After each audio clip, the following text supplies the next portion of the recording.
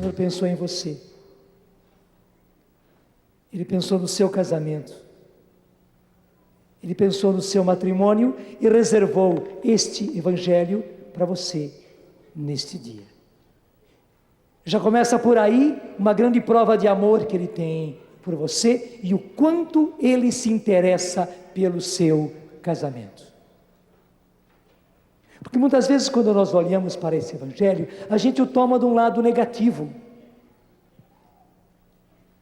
Quando perguntaram para Jesus se o homem podia repudiar a sua mulher por qualquer motivo, a resposta de Jesus disse: no princípio não foi assim. Pelo contrário, no princípio, Deus os fez homem e mulher e disse: eis porque o homem deixará seu pai e sua mãe e se ligará à sua mulher e os dois se tornarão uma só carne.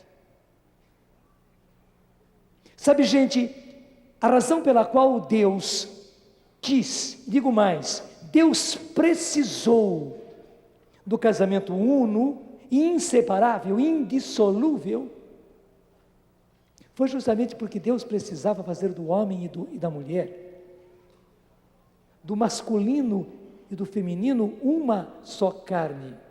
E deixa eu dizer a um padre que eu conheço, que costuma dizer, uma só carne quer dizer uma só carne.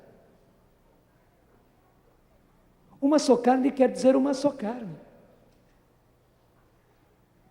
Até deixa eu dar um exemplo assim.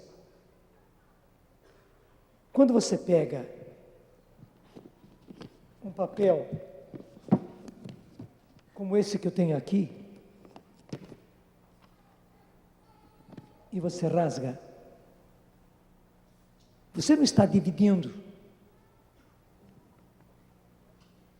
você não está separando. Se você tivesse vários papéis, como eu acabei vendo que eu tenho aqui, então se eu tenho vários papéis, daí eu posso dividir, eu posso separar, eu ponho um para um lado, um grandão para um lado, e um pequenininho veio junto, tudo bem, veio o pequenininho para cá, né? Fiquei com outro amarelinho, e um branquinho, 3 para cá, 2 amarelinhos e um branquinho para cá. Eu separei, eu dividi. Daqui a pouco, não, amarelinho vem para cá, fica 4 para cá, 3 amarelinhos, um branquinho, e fica um outro grandão para cá. Eu estou separando, estou dividindo. Mas quando eu pego, rasgo, eu não estou dividindo, eu não estou separando, eu estou dilacerando. Imagine isso no seu corpo. Uns pegam numa perna, outros pegam na outra e abrem você assim. Deus precisava do casal, um só corpo. Eu sei, estou certo que não é o caso de vocês. Se for, vocês vão entender perfeitamente. A própria igreja diz que há casamentos que nunca deveriam existir. Eles acabaram se encontrando, se unindo, mas não eram as pessoas para se casarem. Não era aquilo que Deus queria, não eram aquelas duas pessoas. Se casaram por paixão, por interesse, por engano, por 1000 coisas. Mas nunca deveriam ter se casado. Casamentos que nunca deveriam ter existido.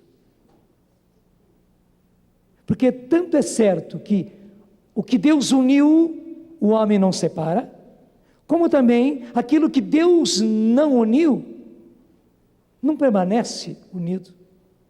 Qualquer coisa, nem precisa o homem, nem precisa o juiz para separar.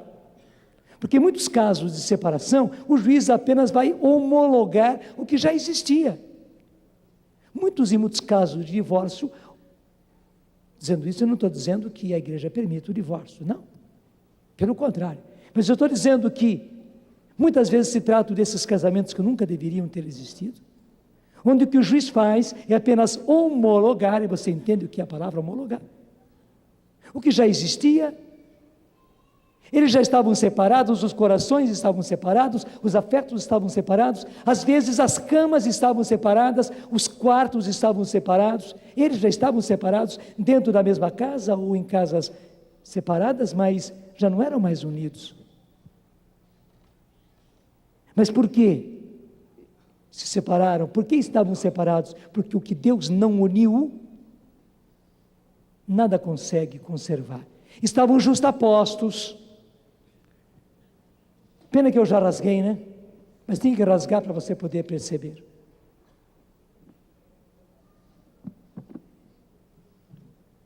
Mas há muitas vezes que os dois não são um, como era o papel antes.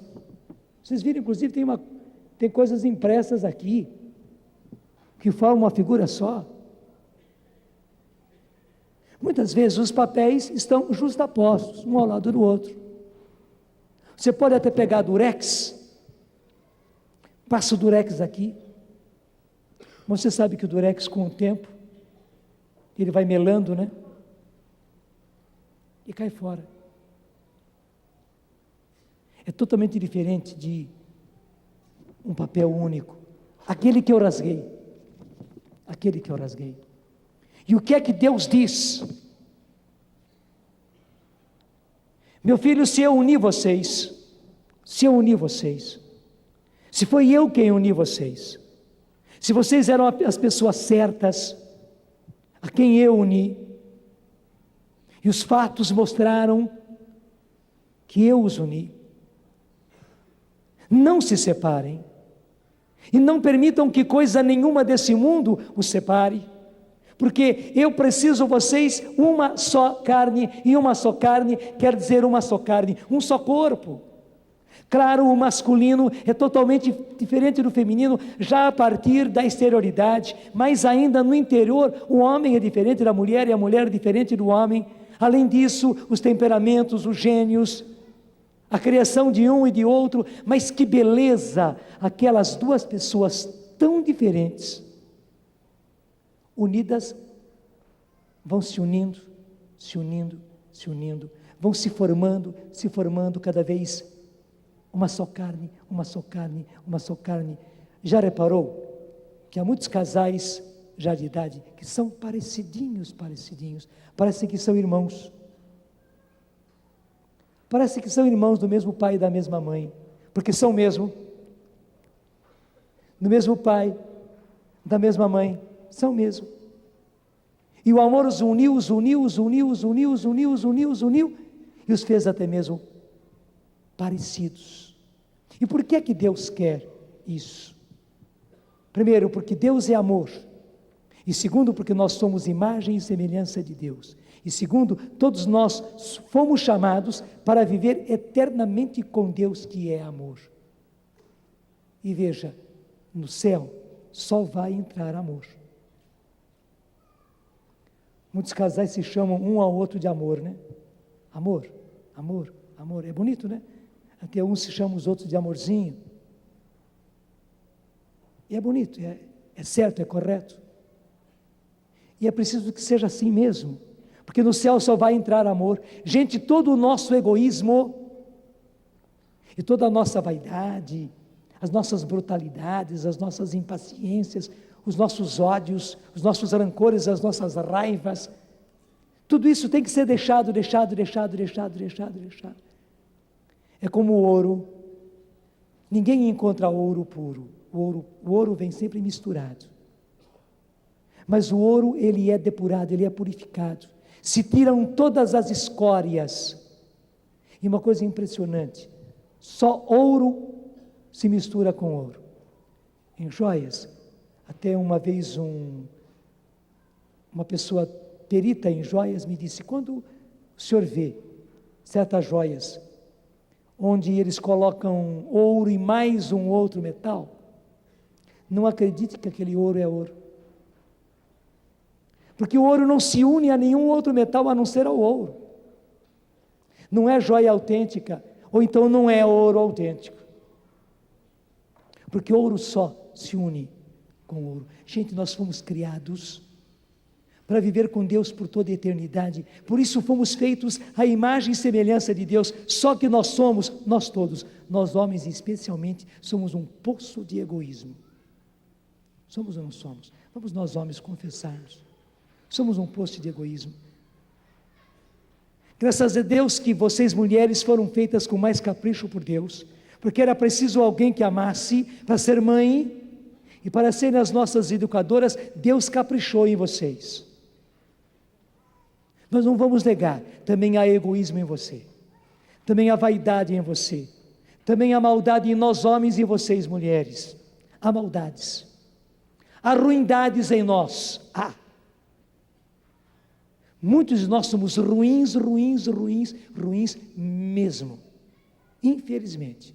E temos gosto, claro, um gosto tremendo, né? Mas temos gosto de ser ruins, temos gosto de ser maus. Não apenas fazemos cara de mal, mas somos maus. E fazemos isso com palavras, fazemos isso com gestos. Mas veja, isso é a sucata, não é apenas escória não, isso é a sucata que tem que ficar para cá, gente. No céu nada disso vai poder entrar. Quando você se chegar a Deus, depois da sua morte, hoje faleceu a mãe do Eugênio Jorge. Ninguém te ama como eu, do Eugênio Jorge. Faleceu hoje cedinho, 5:30 da manhã. Ontem, nesse horário, eu estava visitando a mãe dele, lá na Santa Casa. Eu sabia que ela tinha passado por um problema, ela caiu segunda-feira, na hortinha dela já tem 70 anos. Foi embolia pulmonar, foi socorrida, conseguiu passar esses dias todos. Mas ontem, o dia inteiro, desde de manhã cedinho, um impulso dentro de mim, eu queria ir lá. Ontem, depois de tudo, foi quinta-feira, né? Fui para lá. Foi o presente de Deus para ela e para mim também. Ela estava na UTI, eu pude entrar por ser padre. Cheguei, ela ficou muito contente. Se eu deixasse, ela batia papo comigo 1, 2 horas, porque se animou, contou tudo o que aconteceu com ela. Mas eu disse, eu vim aqui para atender a senhora. Faz tempo que a senhora não se confessa? Não, não faz. Mas quer confessar? Precisa confessar? Quero, padre. Fez a confissão dela, pecados de santa. Graças a Deus, eu não posso contá-los. Mas só digo que não são pecados de santa. E que beleza.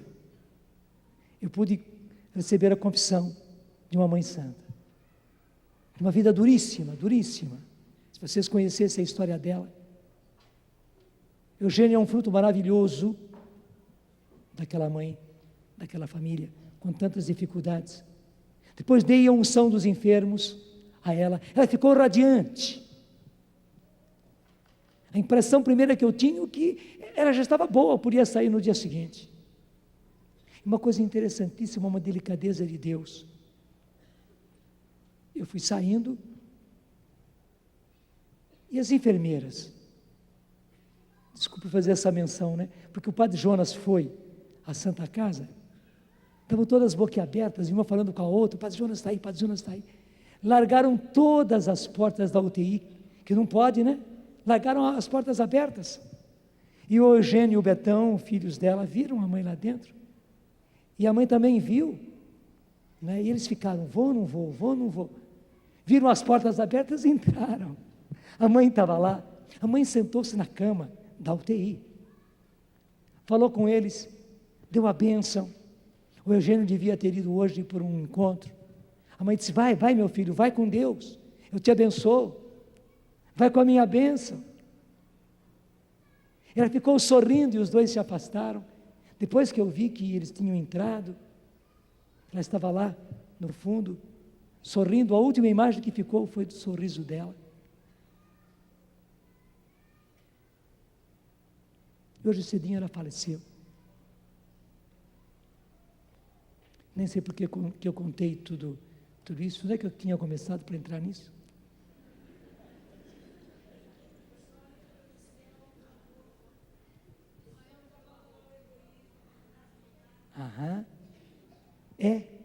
Como a mãe do Eugênio, que hoje se encontrou com Deus. Hoje às 5:30 da manhã ela se encontrou com Deus. Se o Eugênio é um negão bonito, a mãe dele é uma negona bonita. Oh, negona bonita, meu Deus. Não tinha uma ruga, não tinha um pé de galinha com 70 anos. Mas qual vai ser o exame dela, da beleza dela? Não. O que ficou de amor? E se havia ainda egoísmo, vaidade, maldade, as ruindades que nós temos. Esse foi o exame dela. Porque para poder entrar no céu e estar com Deus, porque Deus é ouro puro, Deus é amor, só vai se misturar o que é amor. Gente, nós temos que deixar tudo aqui nessa terra. E por isso Deus quis o homem e a mulher um. Na verdade, vocês casais, nós padres, temos que aprender de um outro jeito.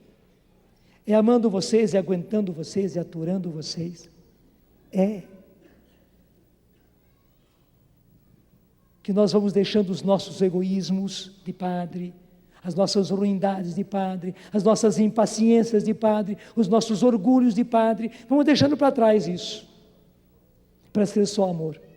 Mas Deus foi bom com vocês. Deus pegou um homem e uma mulher e os uniu, para no amor vocês irem pela vida fora, se amolando um no outro, como se faz com a faca. Quem é bom aí de fazer churrasco, ou de preparar carne, está habituado, né? Pega as duas facas e amola uma faca na outra, e a melhor maneira de amolar a faca é amolar uma faca na outra, fica afiadinha, afiadinha, afiadinha. Deus colocou homem e mulher juntos para se amolarem um no outro, dos dois sentidos do verbo amolar. Amolar e amolar. É. Porque nós somos facas com corte e jeito, cheios de dentes, dos nossos egoísmos, maldades, ruindades, orgulhos, vaidades, brutalidades, autoritarismos, denguices, temos tudo isso. E Deus colocou homem e mulher para ir se amolando, se amolando, se amolando, se amolando, vida afora, para deixar todos esses dentes para trás e chegar a Deus, limpinhos, limpinhos, limpinhos, só amor, amor. É na hora de chegar no céu que vocês precisam chamar um ao outro de amor. Oh, amor, chegamos. Você chegou na minha frente, mas estou aqui já, meu bem.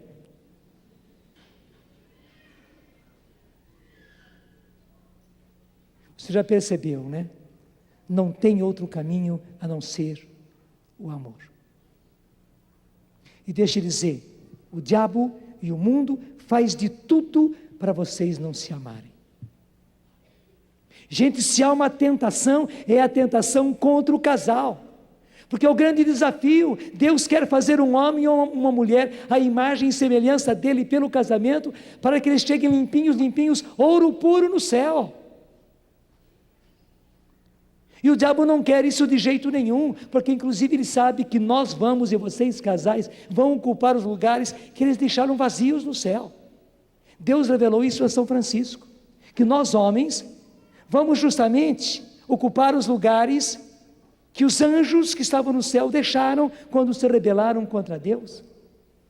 E Francisco recebeu de Deus essa grande revelação que ele ocuparia, e já ocupou, o lugar que era o próprio de Lúcifer, porque ele disse, ele era o anjo mais lindo do paraíso. E por causa do seu extremo orgulho, ele perdeu tudo.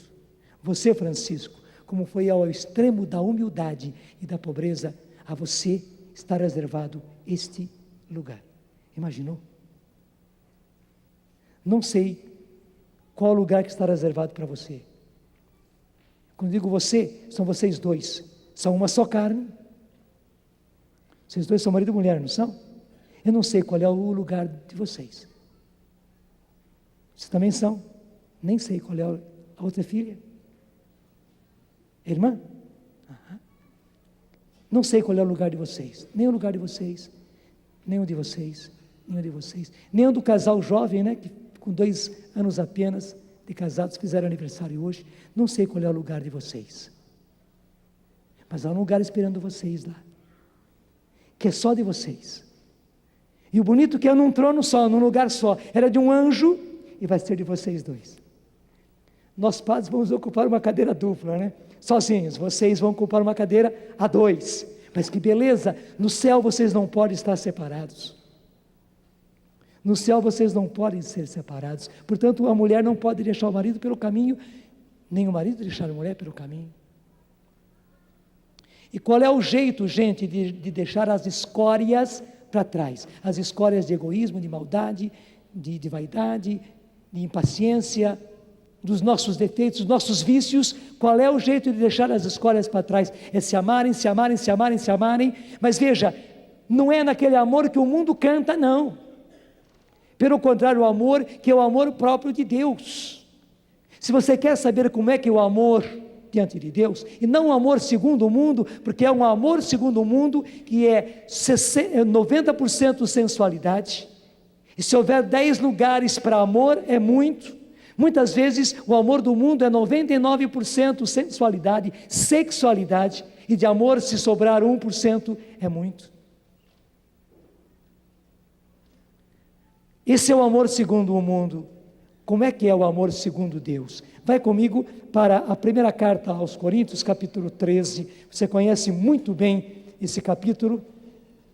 Primeira carta aos Coríntios, capítulo 13. Já desde o começo do capítulo, São Paulo vai falar a respeito do amor.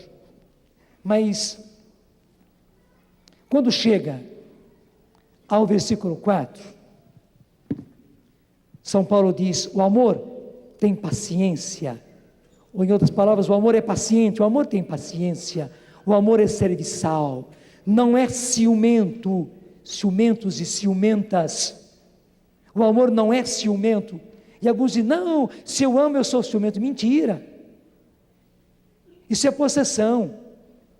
O amor não é ciumento, não se pavoneia, não se enche de orgulho, nada faz de inconveniente, não procura o próprio interesse, e presta bem atenção, não se irrita, não guarda rancor, não se regozija com a injustiça, mas encontra a sua alegria na verdade. E agora vai sintetizar tudo. Ele, o amor, tudo desculpa, tudo crê, tudo espera, tudo suporta. O amor nunca desaparece. Repito, versículo 7. O amor tudo desculpa, tudo desculpa, tudo desculpa quer dizer tudo desculpa, tudo crê, tudo espera, contra toda esperança o amor espera, tudo suporta, aguenta tudo, suporta tudo. E por isso o amor nunca desaparece. Gente, amor, segundo Deus, tira pedaço. E que bom que tira pedaço dos nossos egoísmos, das nossas maldades, das nossas brutalidades, dos nossos autoritarismos, tira, das nossas denguices, tira, das nossas maldades, das nossas ruindades, tira, das nossas impaciências, das nossas ambições, tira, vai tirando pedaço, sai lasca, sai faísca. Amor não é uma coisa. Ontem eu dizia na pregação que meu pai tinha um canivetão e ele pegava aquelas canas grandes que ele plantava no fundo do quintal, e era ele quem cortava, descascava a cana, cortava a cana e dividia os gomos e dava os pedaços de cana para nós meninos chuparmos. Amar é que nem chupar cana. É duro, né? Mas é gostoso ou não é gostoso? Ainda mais quem é da roça, é gostoso ou não é gostoso chupar cana? Sim, é gostoso. Mas só que exige um esforço. E é interessante, um biologista me dizia que a cana fica mais doce na boca da gente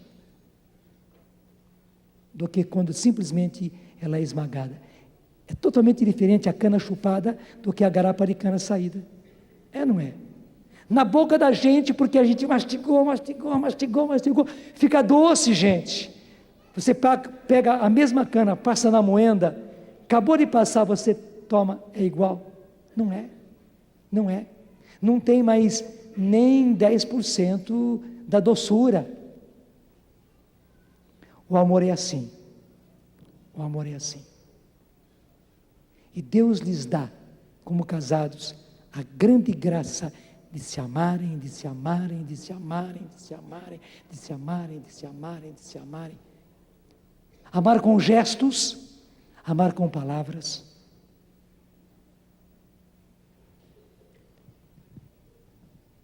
Para os maridos, quanto tempo faz que você não namora a sua esposa? Quanto tempo faz que você não diz que eu te amo? Quanto tempo faz que você não dá flores ou um botão de rosa pelo menos para ela? Quanto tempo faz que você não escreve um bilhete para ela?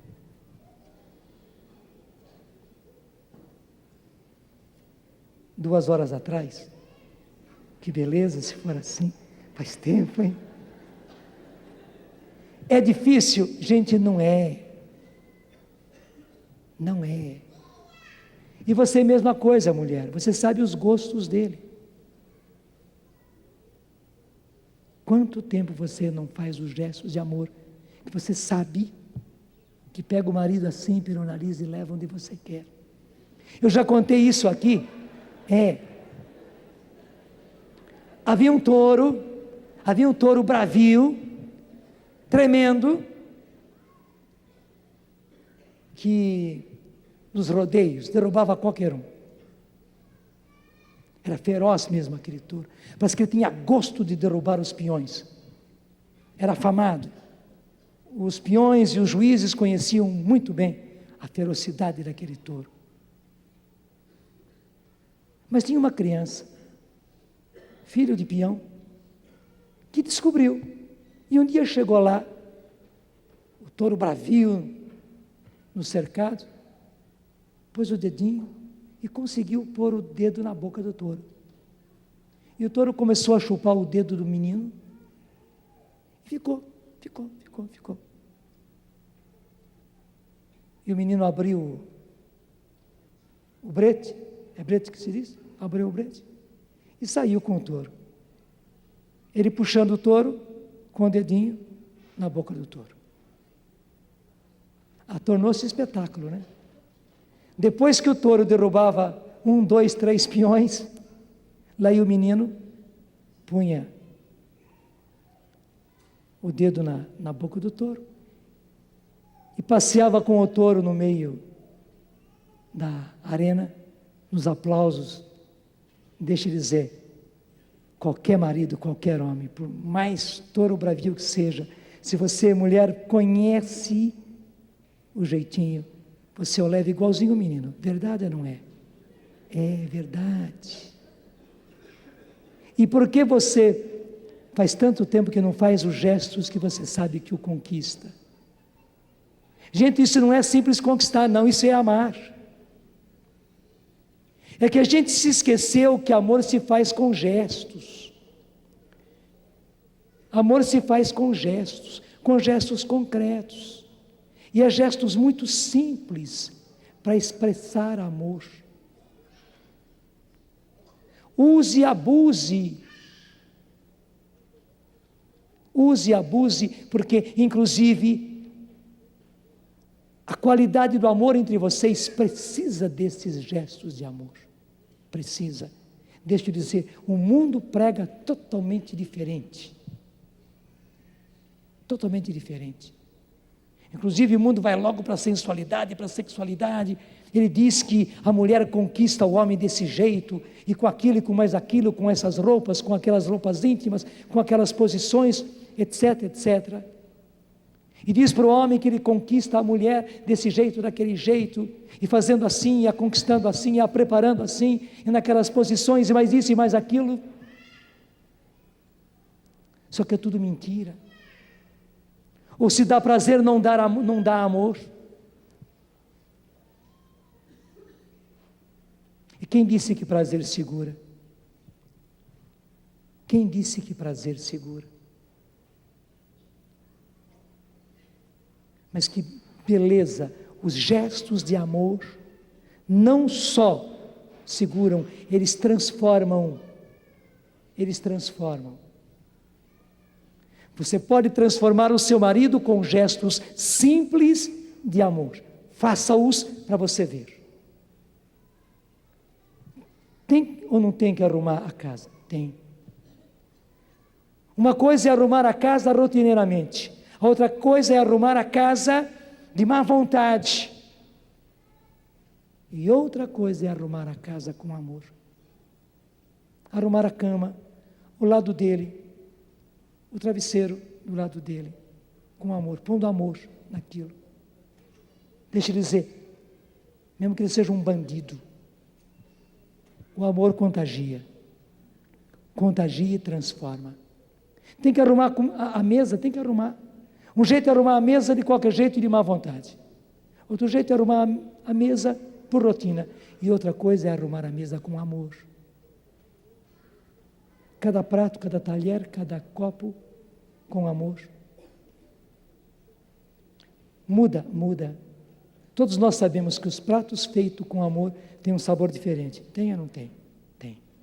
Você tem que fazer a comida mesmo. Tem que fazer a comida. Por que não faz com amor? Gente, nós não podemos perder chance. A vida está aí para você fazer gestos de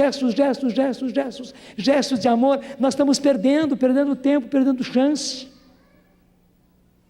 Eu sei que há gestos de amor sofridos, ter que perdoar, ter que suportar, ter que aguentar. Ter que suportar a infidelidade, ter que suportar os maus tratos, ter que suportar a bebida, ter que suportar a droga, ter que suportar o autoritarismo, ter que suportar o adultério, a infidelidade, a traição. Esses são os gestos grandes, eu diria muitas vezes heróicos de amor. Mas você inclusive pode se prevenir contra a necessidade de fazer esses gestos, fazendo os pequenos gestos de amor. E deixa eu dizer, até para um traidor, adúltero, infiel, você pode transformá-lo com gestos simples de amor. O amor transforma. O amor vence. Nós temos na Canção Nova um dos nossos mais lindos programas, se chama O Amor Vencerá, porque esta é uma das palavras da Canção Nova. Nós provamos pelos fatos que é assim, o amor vencerá. Tenha certeza, o amor vencerá. E vence qualquer coisa, vence qualquer situação. Comece a amar. Quais são os casados que estão aqui? Levante a mão. Casados e casadas, que beleza. Onde está marido e mulher juntos, deem-se as mãos aí, mas levanta a mão, deem-se as mãos, levanta a mão. Isto. Me digam, há quantos anos você é casado? Vocês são casados? Há quantos anos? Há quantos anos?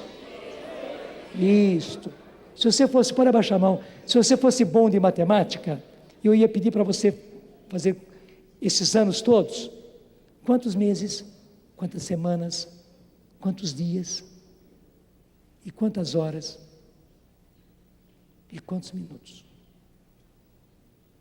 E você me dizer, quantos desses minutos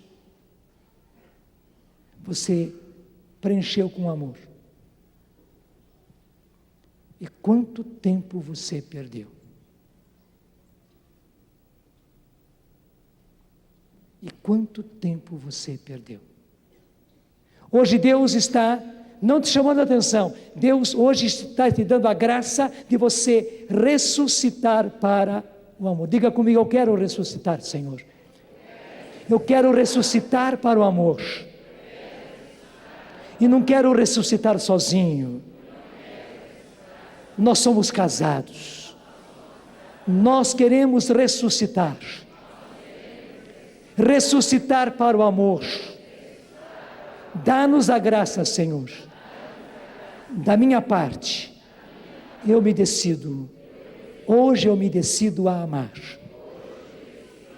A amar com gestos concretos, amar com palavras, amar concretamente.